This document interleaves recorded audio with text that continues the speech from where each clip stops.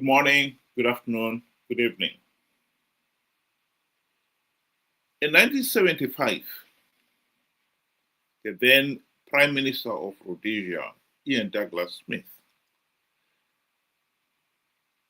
said if blacks are to rule themselves, people will be walking on raw sewage and think it normal. At the time, many people dismissed him as a white racist supremacist remark.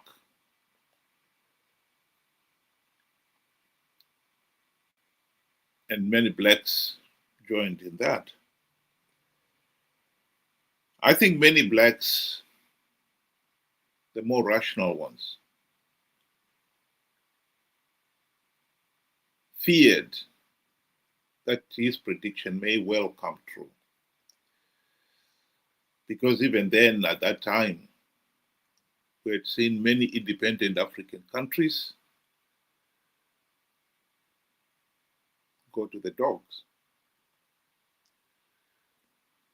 As much as the Zimbabweans wanted to believe that we will break the trend, nonetheless, many feared that we may end up the same way.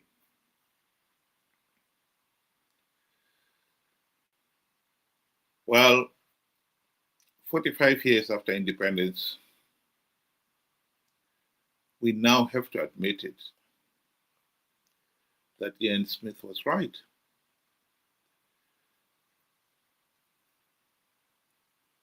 Images of flowing raw sewage in our cities and urban centers have become commonplace. Worse still, it has become commonplace to hear of raw sewage flowing into our water sources. Here is a video of one such case where raw sewage has been flowing into a water source.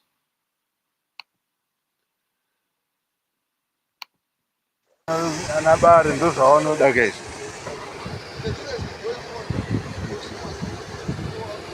Chaura. Iri ndo tengi redu rekudhara iri rataifamba kudhara. Apa pakatsemuka apa ndo pakanyorwa naTazani. Zvanga akanyora zvezvo ndo pakabva patanga kutsemuka. Saka iri rimwe racho iri tengi iri inyuwani but ratotsemuka futi harina time. Saka mvura yese iri kurapinda muino donhera mamukwisi. Ikuyerera ibva inopinda mamukwisi mvura yese. Ndo situation yatinayo kuno Las Vegas. Dhara kuda zvakanaka mabusiness asina kana munhu asini. Zvangobvaruka bvaruka. Ndo zviriko kuno kugoyi.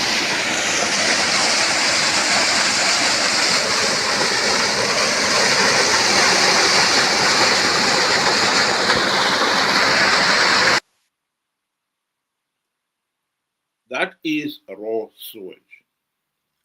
And as we can see, it has been flowing into Makuwisi. And that is one of the rivers that flows into Chivero, Lake Chivero. Zimbabwe's capital city, Harare's main water source.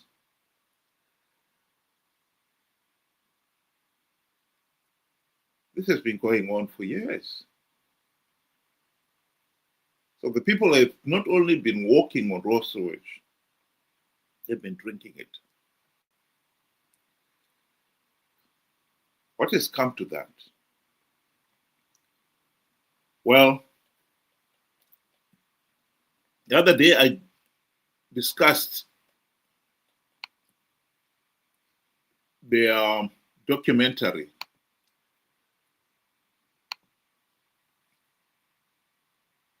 by Al Jazeera, the Gold Mafia. In this documentary,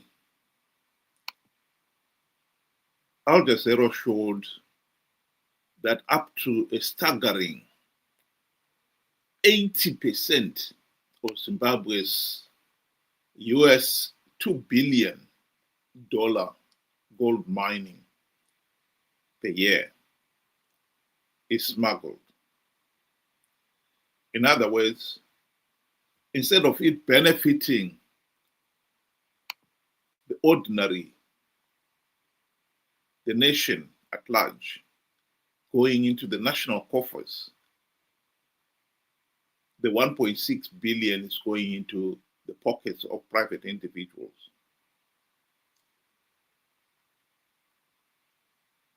And one of the Gold Mafia member, the godfather, if you want, is none other than Emmerson Mnangagwa himself. He featured prominently in that documentary. It is no surprise. Many people have been wondering, where does he get all this money to buy chiefs' cars? Church leaders buy them cars. In the 2023 election, he started by bribing the MPs and senators with 40,000 US dollars housing loan, which everybody knew it was a bribe.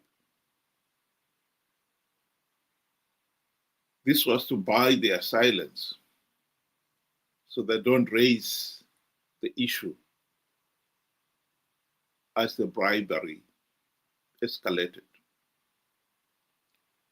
The ministers and deputy ministers were to get, respectively, $500,000 US dollars housing loan, deputy ministers nearly $250,000,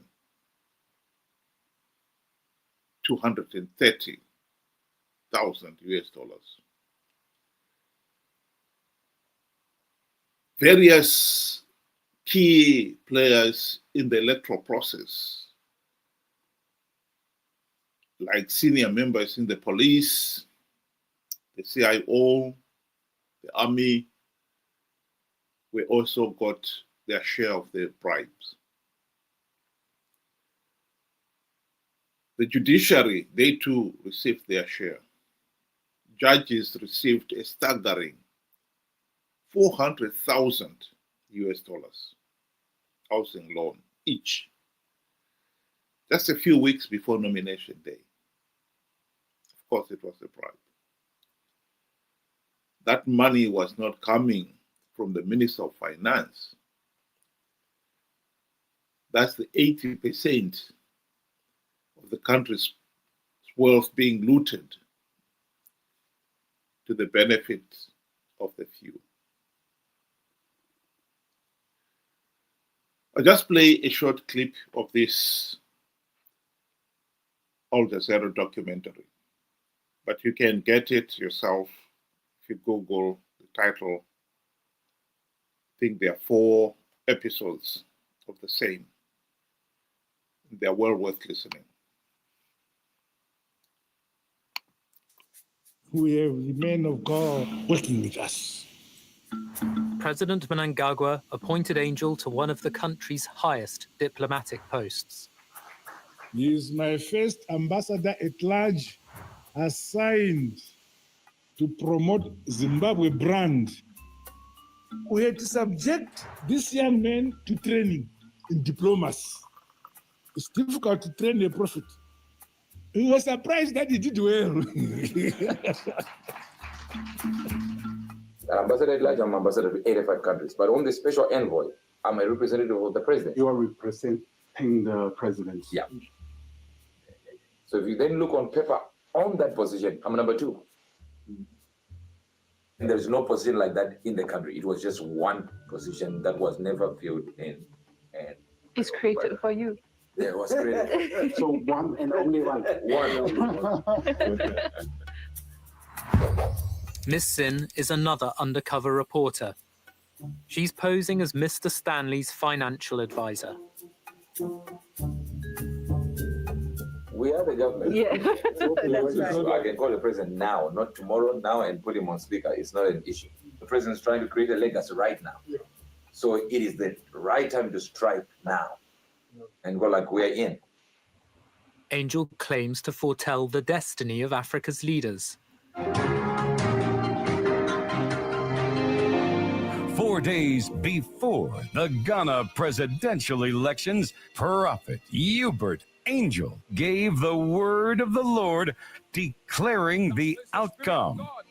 No, it's not the rejection of Muhammad, but he that is called Adonana shall remain in power. And you want to know what will happen in the election in Zimbabwe? How many times have I spoken about it? All I'm saying is don't... Mnangagwa's win in 2018 is known in advance. There's no point supporting the opposition. Don't waste your time wearing all these t-shirts and regalia and meeting people at these conferences and these meetings. Just concentrate on Jesus. You waste your time. Mnangagwa will also win Zimbabwe's next election. The deal to launder Mr. Stanley's money is safe. Okay, let me just say, don't worry. Yeah. You're the president. Don't worry about it. This president will be president until he dies.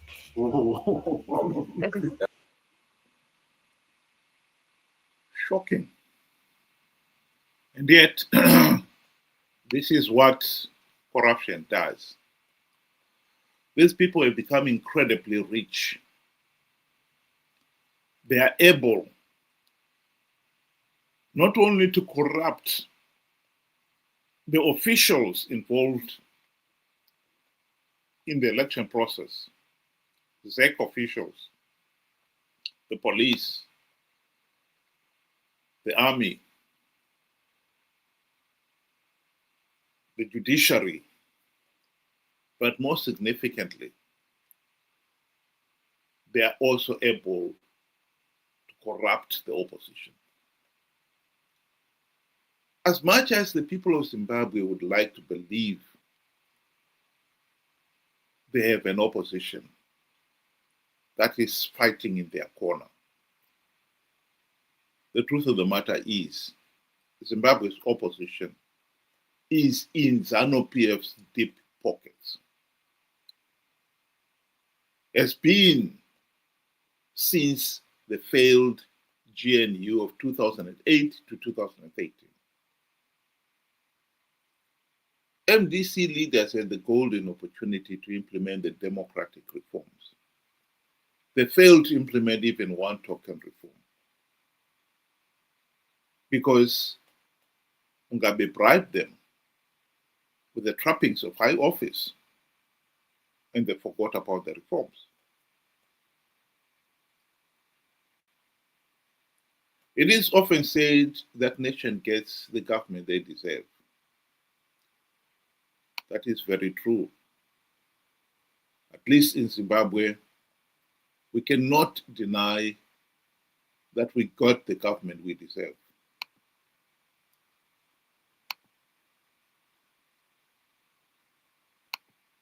In the form of Zanu PF,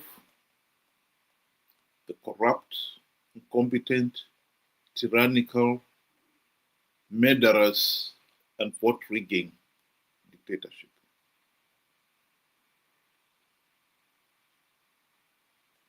We could have removed Zanu PF or ended the Zanu PF dictatorship by now in the last 25 years, especially during the GNU of 2008 to 2013. We did not, because MDC leaders sold out. So now we are stuck with the corrupt murderers and vote rigging Zanu PF, complete with its equally corrupt, incompetent, and utterly useless MDC-CCC sidekick. The people get a government they deserve. In this case, the people deserve it because they have been slow to realize that MDC-CCC leaders have long changed. They've become Zanu PF Team B, playing for Team A to win and for Team A to have legitimacy.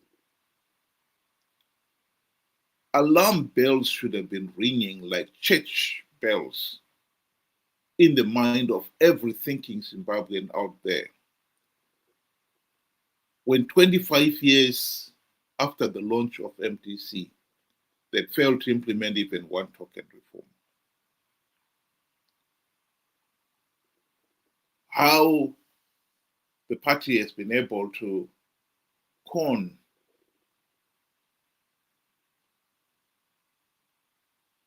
millions of Zimbabweans to participate in flawed elections, so flawed, so illegal, that there was not even a verified voters' roll. Everybody with half a brain knew that Chamisa was lying about plugging the vote rigging loopholes.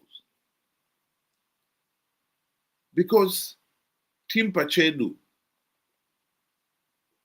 had shown that Zimbabwe's voters' roll was in shambles. How was Chamisa going to plug those vote rigging loopholes when he had failed to even get the voters' roll, a verified voters' roll?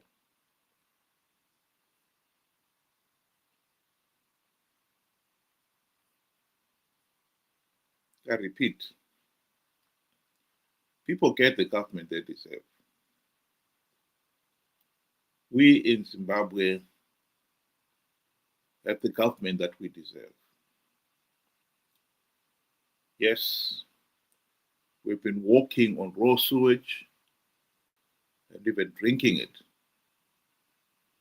and think it normal. Think about it. Thank you and have a good day.